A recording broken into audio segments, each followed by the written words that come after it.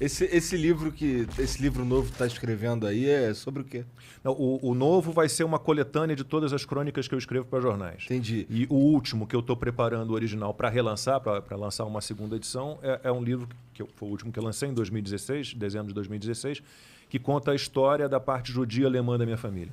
Parte do meu pai, parte da família do meu pai, o pai do meu pai era um judeu alemão, que veio em 1934 para o Brasil, foi um dos primeiros a perceber ali o perigo que surgia com o Hitler, né, porque muitos judeus demoraram um pouco a perceber.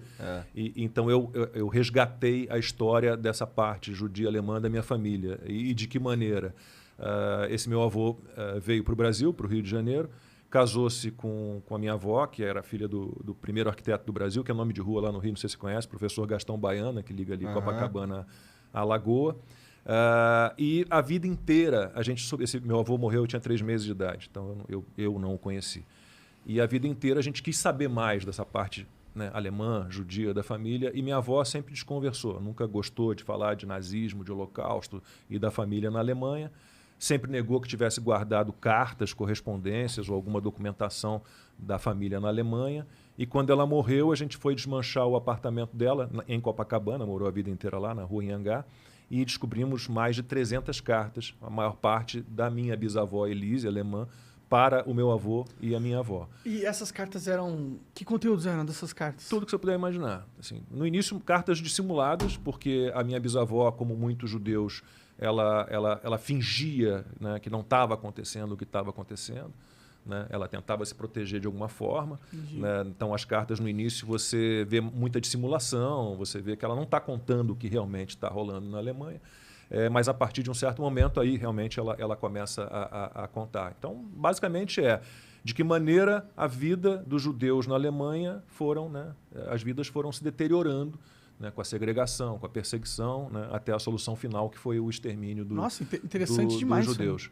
E essas cartas, eu tenho minha irmã caçula mora na Alemanha desde 92, então a gente entregou todas essas cartas para ela. Ela teve um trabalho enorme para traduzir tudo, porque era um alemão arcaico, uma letra manuscritas, né, uma letra muito difícil. Ela traduziu tudo e começou a botar uma pilha em mim. Olha, a história é incrível, a história é sensacional, eu vou me aprofundar na pesquisa sobre a família, tenta se aprofundar no ensaio histórico, ali na pesquisa sobre o período, e aí reuni todas essas informações e usei essas cartas de várias maneiras. O livro se chama Cartas de Elise, uma história brasileira sobre o nazismo, e essas cartas, algumas são publicadas na íntegra no livro, né, porque elas são, né, representativas, né, emblemáticas daquele momento. Algumas eu transformo em diálogos, então tem ali uma carta em que ela conta para o meu avô, e veio aqui o Levin, que era o cunhado dela, com um plano, já pensando em fugir da Alemanha, fugir do nazismo, com um plano de comprar uma fazenda em Blumenau, são tantos alqueires, não sei mais o quê. Aquela carta, publicá-la integralmente seria chato, então eu imagino o encontro do Levin com ela e eu faço um diálogo entre os dois. Então é um livro que tem uma carinha de romance, é uma história real, mas tem uma cara de romance. E algumas cartas só me deram informações, né, que eu diluo no texto. Isso acho que são documentos históricos, né? Sim. Isso aí. Eu acho que tem até pesquisadores que teriam interessados, né? Tem vários livros assim, né, de descendentes que conseguem reconstruir, né, reconstituir a vida. E o legal é que era da tua família, né? Não, e o bacana é que é uma homenagem, porque, por exemplo, os judeus, os nazistas foram implementando ao longo dos anos, né, desde a ascensão de Hitler, várias leis, né, de segregação contra os judeus. Então, retiraram os judeus do serviço público, retiraram os judeus das universidades como alunos e como professores, proibiram os judeus de frequentar bibliotecas públicas, cinema, teatro. Então, isso tudo foi num processo muito violento.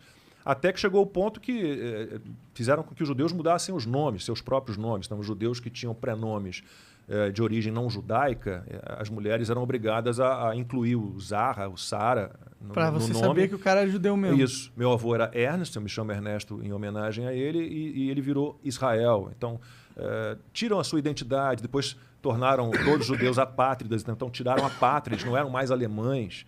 Então, o livro foi uma homenagem, né, uma devolução à vida da minha bisavó, dos meus tios avós, dos meus primos, todos que foram dizimados pelos nazistas. Né? Isso é uma parte da história humana triste. Que é triste, é chocante, né, Eu já cara? fui chamado de nazista, né? No meu Instagram, uma vez, um desavisado entrou lá e me chamou de nazista.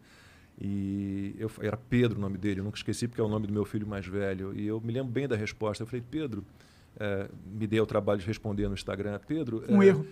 Pedro, eu poderia recomendar a você vários livros sobre o nazismo, vários livros. Mas eu vou recomendar apenas um. Cartas de Elise, uma história brasileira sobre o nazismo, que eu escrevi e conta a história da parte judia alemã da minha família, que foi dizimada pelos nazistas. Não tem nem como tu ser nazista. Aí porra. o menino entra, desculpa, eu não sabia da sua origem. Então tá, nazista não, mas seu direitinho é de merda. Tá, cara.